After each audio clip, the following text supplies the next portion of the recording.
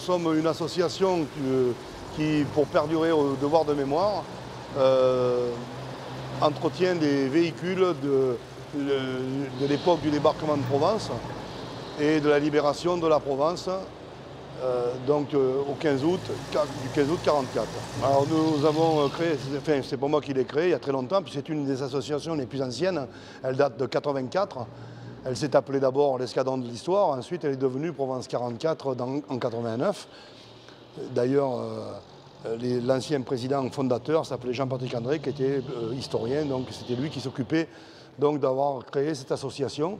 Et ensuite, voilà, moi je suis arrivé à prendre la présidence il y a maintenant, c'est la troisième année. Hein. Nous sommes en gros entre 25 et 30 membres, suivant les époques, et essentiellement basés dans le Var, un peu des Bouches-du-Rhône, un peu les Alpes-Maritimes, mais beaucoup plus dans le Var. Et après, il en vient également qui sont du Massif central. Donc, on a plusieurs membres dans le Massif central, sur la région lyonnaise. Ça monte même jusqu'à Chaumont. On a un membre qui est à Chaumont, dans la Haute-Marne. Voilà. Donc, après, on est renforcé l'été par d'autres associations et des particuliers qui viennent nous renforcer pour les prestations des commémorations du 15 août jusqu'au 22 août. L'association est basée aux écoles militaires d'artillerie et d'infanterie de Draguignan, où nous louons un hangar, hein, voilà, où on peut mettre nos 30 et quelques véhicules. Les trois quarts sont en état de rouler, d'autres sont en reconditionnement. Alors là, nous sommes devant un Dodge 4x4, qui est équipé bâché. Donc c'est un véhicule qui était prévu plutôt pour le transport de troupes ou de petits matériels. Hein. Voilà, ce sont des véhicules à essence, bien sûr, parce que pratiquement les trois quarts des véhicules, pour ne pas dire tous, fonctionnaient à l'essence. Hein. Il y avait très peu de diesel. On en a un là-bas, qu'on vous montrera tout à l'heure, qui tirait un gros canon. Sinon, tout le reste, ce sont des véhicules à essence. Alors ici, vous avez le Dodge bâché. Ensuite, derrière, là-bas, il y a un Dodge Command Car. Le deuxième Dodge est équipé d'un treuil, c'est un Command Car. Il servait de véhicule de commandement. Ce véhicule équipait donc les généraux des divisions et également les chefs de corps de régiment. Hein. Et ensuite, vous avez... ce véhicule est équipé donc de radio, ici, derrière. On voit l'antenne. Et ils avaient également une table à cartes qui peut se déplier et qui permettait donc à l'officier de pouvoir suivre sa manœuvre sur la carte. Hein, voilà. Ici, vous avez une Jeep qui est grise parce qu'elle appartenait à l'US Navy. Hein. Elle est au nom d'un bateau qui était au large de Cavalère pour le débarquement, l'USS Texas. Hein, voilà.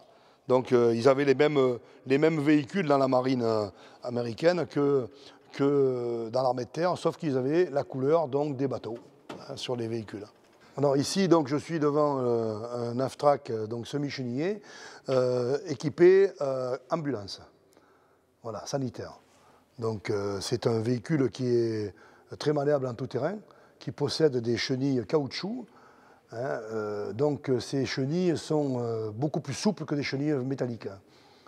Voilà, elles ont été inventées par l'ingénieur français Kegress, et ensuite le brevet a été repris par les Américains pour équiper ce véhicule.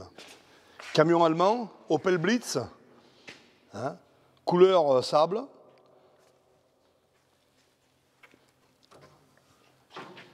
Qui a été, pour le faire défiler, on le met aux couleurs de la résistance parce qu'il a été, comme on appelle, capturé. Et donc, pour ne pas faire défiler un véhicule allemand avec des Allemands, donc on met des résistants dedans le jour du défilé. Voilà. Hein. Donc c'était le véhicule qui équipait l'armée allemande, qui remplaçait un petit peu le GMC, quoi, pour eux. Un véhicule de dépannage moyen, donc le Diamant, hein, avec cabine tolée. On a le même à côté en cabine torpédo, c'est-à-dire bâché. Hein. Voilà, donc véhicule qui est équipé le dépannage, pour le dépannage des véhicules en panne. Hein. Et donc vous avez derrière deux flèches qui se séparent de manière à pouvoir travailler sur le côté du véhicule. Alors que, comme vous le verrez plus loin, le véhicule lourd Ward de la France, lui, il peut travailler qu'à l'arrière. Mais il peut lever beaucoup plus lourd. Alors, ce véhicule est un véhicule donc, GMC amphibie, surnommé le Duck, donc canard en anglais. Hein. Et ce véhicule, donc, quand il permet de faire de sortir de la mer et d'arriver sur le sable en roulant directement. Alors, il est équipé comme un véhicule avec des roues donc, qui pataugent dans l'eau et qui tournent en même temps. Et derrière, il y a aussi une hélice avec un gouvernail comme un bateau, ce qui lui permet d'être polyvalent et d'amener du petit matériel et du personnel sur la plage, directement, sans s'arrêter au ras de l'eau. Alors, véhicule d'avitaillement d'avion, camion-citerne, qui est de la marque GMC, qui est équipé donc l'US Army Air Force, hein, voilà, pour ravitailler les avions de combat. Pièce assez rare parce que très peu. Par contre, la version armée de terre est équipée avec de nombreux jerrycans sur le côté, dans l'autre sens, comme ça, hein, tout le long. Ici, donc, un Dodge 6.6, un peu plus long. L'autre est un VL, celui-ci est un poids lourd. Hein. Voilà, il était prévu pour tirer un mortier ou tirer un petit canon. Hein, et un équipage de caisse un peu plus nombreux, puisqu'il pouvait emmener jusqu'à une dizaine d'hommes. Le filet de camouflage est posé, et là, il est équipé en transport de personnel, puisque la bâche est remontée. Alors là, voilà, nous sommes devant un véhicule qui n'est pas encore restauré, qui va être restauré. Il n'est pas en trop mauvais état, mais il y a quand même pas mal de travail à faire dessus. Voilà, donc il sera restauré dans les années qui viennent. Hein. Véhicule de type GMC. Et ensuite, on a également un Avtrac qu'on va rénover également, qui est là-bas,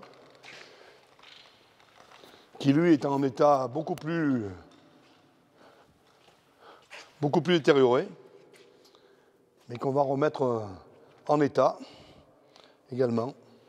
Alors nous sommes devant une pièce d'artillerie de gros calibre, puisque c'est un 155, c'est le 155 Long Tom, qui équipait donc les régiments d'artillerie à l'époque, et qui est tiré par le seul camion diesel qu'ils avaient, donc, qui était le Diamant M20. Hein. Ce canon appartient donc au musée de l'artillerie, avec lequel nous travaillons en parfaite collaboration. Nous avons rénové le canon, nous l'avons repeint, mis en état de fonctionner, sauf qu'il ne peut pas tirer, bien sûr. Mais par contre, voilà, il a été remis complètement en état. Il peut rouler, il a des freins, tout. Et donc, ça permet, avec le véhicule tracteur, de pouvoir faire un ensemble complet. Alors, les véhicules qui ont été vus appartiennent pour certains à l'association. D'autres appartiennent à des particuliers qui font partie de l'association. Et donc, ce qui nous permet d'avoir un potentiel de véhicules assez important. Voilà, entre 30 et 35 véhicules en permanence.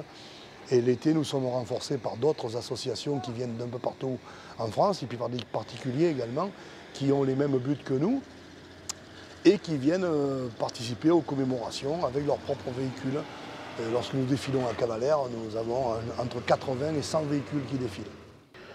Bah, c'est un GMC de 1944, transport de pompes amovibles pour traverser les rivières. Voilà, 10 tonnes, forme d'un smirmor. Le véhicule par lui-même est en assez bon état. Oui. Des travaux quand même dessus. Bon, surtout un bon réglage, graissage, voilà, entretien général du véhicule, quoi. Bah, au départ, je suis venu parce que j'étais routier, il fallait conduire le camion porte-char. Donc c'est assez difficile à conduire. En plus, on rallonge souvent la remorque pour mettre 2 véhicules dessus. Et puis après, bah, je me suis pris au jeu et j'ai voulu défiler avec un véhicule militaire américain, quoi. C'est un Avtrac M16 équipé de 4 mitrailleuses 12-7 sur un affût Matson. C'est une défense antiaérienne. Vous êtes dans l'association depuis combien de temps? Une année. Vous avez donné envie de venir? Surtout le devoir de mémoire. Très important de ne pas oublier ce qui s'est passé. Vous participez en quoi, vous, dans l'association? Je suis de petite main, j'aide tout le monde un peu à droite à gauche à travailler à partir du matériel et puis je conduis un command car, un GMC pendant les commémorations. Eh bien, pour tout vous dire, ce véhicule qui est un camion General Motors, donc GMC, était la bonne à tout faire des véhicules de transport lourds américains. Châssis court, châssis long, tracteur d'artillerie ou non. Celui-ci est un châssis long qui était destiné plutôt au transport des hommes ou des marchandises, nourriture, munitions, toute autre chose en cas de guerre.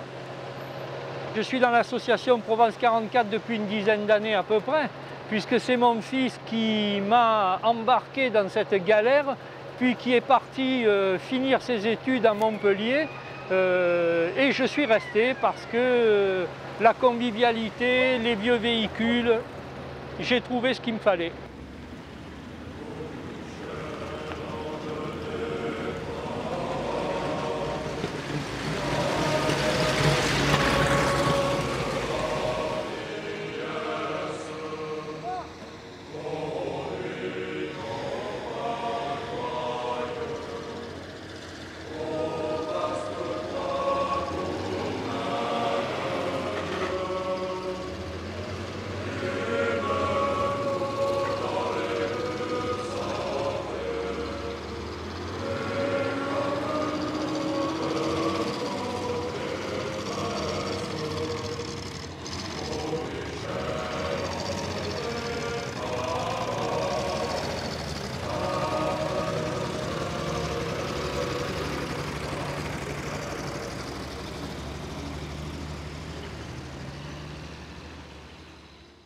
Donc mon colonel, c'est important pour vous que ce genre d'association existe?